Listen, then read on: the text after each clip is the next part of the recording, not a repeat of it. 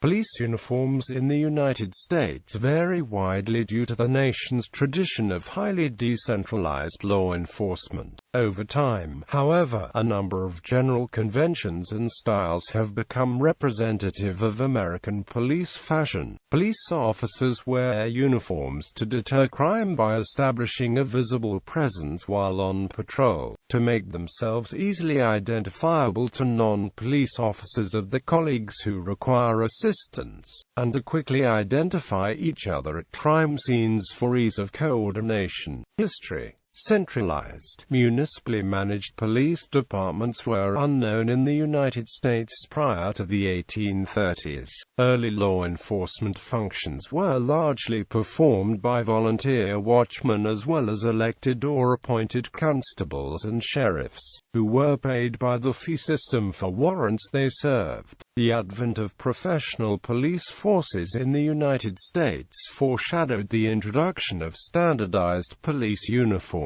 While uniforms for police had been introduced in the United Kingdom as early as 1828, adoption of standardized dress in the United States took longer, with many of the new police objecting to uniforms out of concern they would be subject to public ridicule. Nonetheless, in 1854, the New York City Police Department became the United States' first municipal police force to issue uniforms to its officers. New York City was followed, in 1858, by Boston, Chicago, and soon thereafter, other cities. The navy blue uniforms adopted by many police departments in this early period were simply surplus United States Army uniforms from the Civil War. Cover typically took the form of stovepipe hats, a starched woolen head cover similar in appearance to a top hat but with a squatter dimension, or British-style custodian helmets. In rural areas where preventative policing was limited and non-existent, sheriff's deputies continued to wear civilian attire, using only the badge as a mark of identification.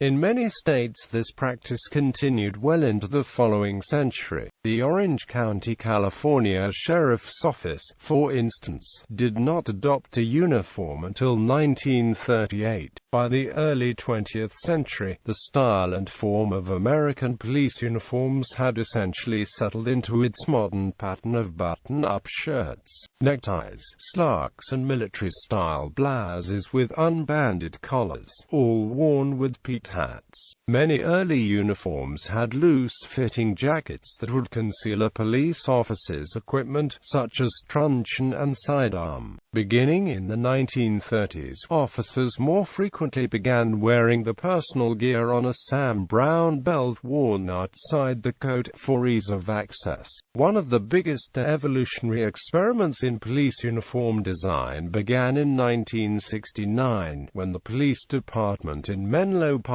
California moved away from typical police uniforms, opting instead for a dress-style designed to better emulate civilian fashion trends and communicate a softer appearance. The new uniforms consisted of green blazers, black slacks, a white shirt and black necktie. Officers wore the weapons concealed under the coats. Many other police departments soon followed the Menlo Park lead. In psychological tests, it was discovered police, after using the new uniform, displayed less authoritarian personality characteristics. In addition, civilians and suspects injured during arrests by police dropped by 50% and assaults on officers by suspects also plummeted by nearly a third. Despite these initially promising signs, however, it was subsequently determined that other factors, including increased police recruitment of college graduates and adoption of more responsive management techniques, had probably accounted for the statistical shifts. By the 8th year of the uniform experiment, assaults on police had more than doubled from what they were prior to the dress change, and the civilian-style uniforms were subsequently dropped. Current designs, badges. Despite the wide variety of uniforms used by United States police departments, virtually all incorporate the use of metallic badges as a means of primary primary identification, unlike in the United Kingdom, where officers both in and out of uniform carry, but do not publicly display, paper or plastic warrant cards. U.S. police badges are the official symbol of office and are prominently worn over the left chest of the uniform. In Virginia, for instance, police only have the power to make arrests when in uniform or displaying a badge of office.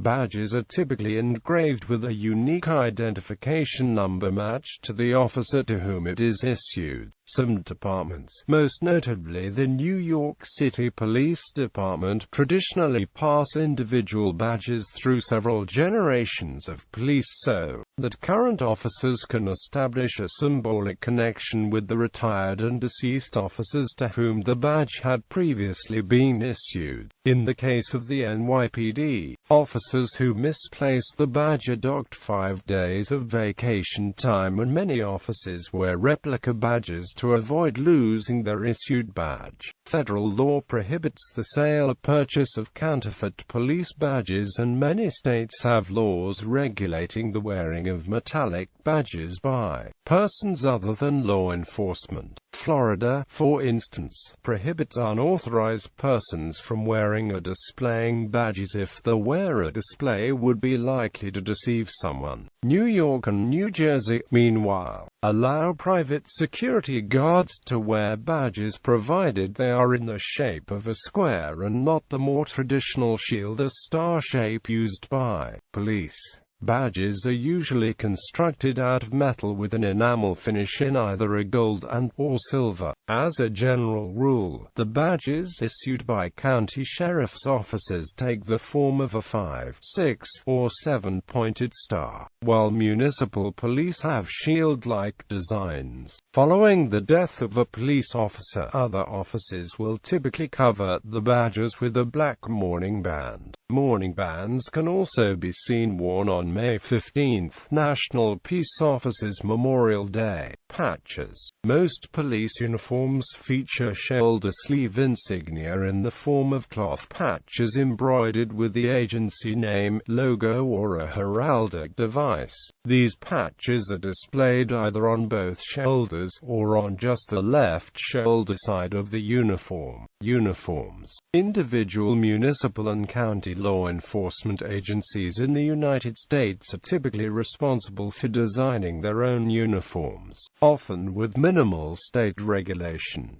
As a result, there is no universal form or pattern for American police uniforms. However, in general, most large police departments provide officers with two types of uniforms for wear: tactical and traditional. Tactical uniforms, similar in material and cut to the U.S. Army's former battle dress uniform, are generally worn while on patrol or performing physically intense duties, while traditional style uniforms are more often used for station assignments, high-profile events, and ceremonial functions. In addition to these two basic uniform types, a variety of specialized clothing may be deployed as necessary, including jumpsuits and, in the case of police, pipe bands, Highland dress.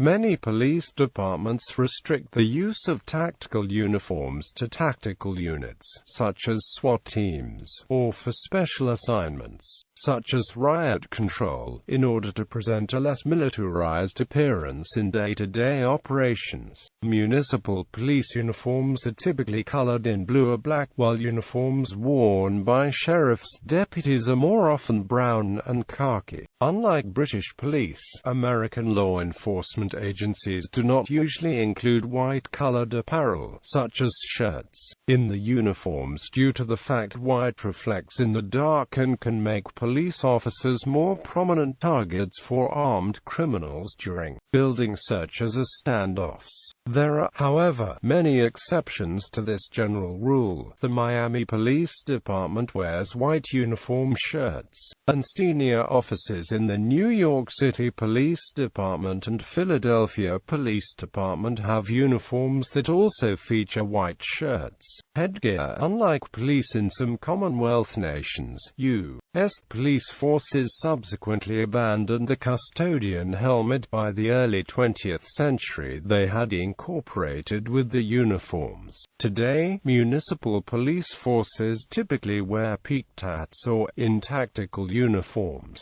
baseball caps. County sheriff's offices often issues their deputies with campaign hats or Stetsons for cover. The use of Western-style headgear for law enforcement is a custom that may be unique to the United States and Canada.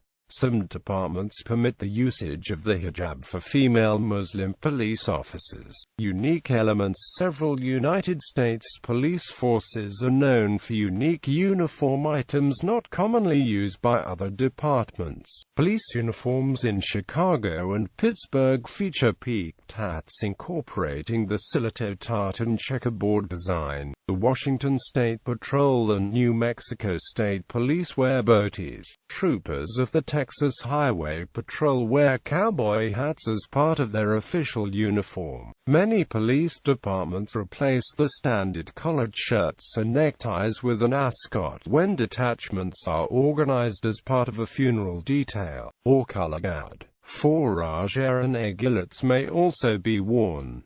Awards. Since 1977, the North American Association of Uniforms Manufacturers and Distributors have sponsored an annual award for the best-dressed police department in the United States. The awards are currently awarded in several classes, depending on a department's size. In 2013, the Florida Highway Patrol was recognized as the best-dressed police force among departments with more than 2,000 personnel. Examples of United States police uniforms.